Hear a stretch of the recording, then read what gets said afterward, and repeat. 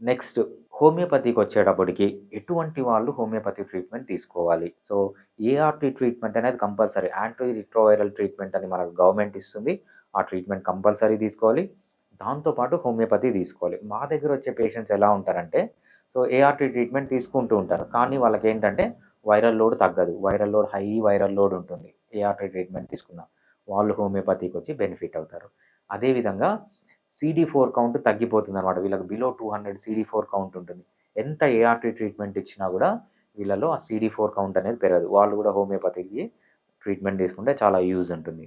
అదేవిధంగా కొంతమందికి ART treatment తీసుకుంటే చాలా సైడ్ ఎఫెక్ట్స్ వస్తాయి. అంటే చాలా మందికి ఉండదు.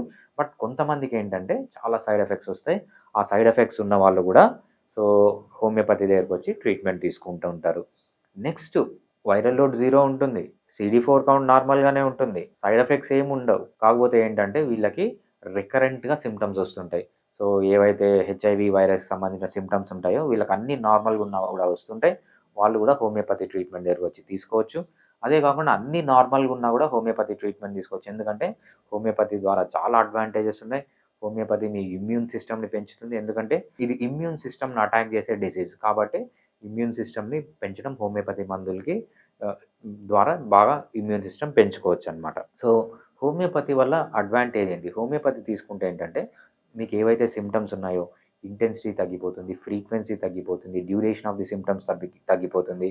అదేవిధంగా మీ quality of life, quantity of life 2 పెరుగుతాయన్నమాట.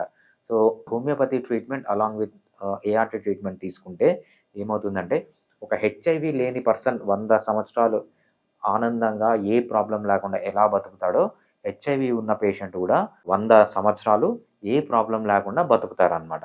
సో, అందుకు హెచ్ఐవి ట్రీట్మెంట్‌లో హోమియోపతి చాలా ఇంపార్టెంట్. హెచ్ఐవి లేని వాళ్ళకి, ఉన్న వాళ్ళకి డిఫరెన్స్ ఏంటంటే, హెచ్ఐవి ఉన్న వాళ్ళు రెగ్యులర్‌గా మందులు వాడతారు. మీరు బీపీకి, షుగర్‌కి ఎలా మందులు వాడుతున్నారో, హెచ్ఐవికి కూడా రెగ్యులర్‌గా మందులు వాడాలి. అలా వాడితే ఏంటంటే, మీకు నార్మల్ పర్సన్ లాగే ఉంటుందనమాట.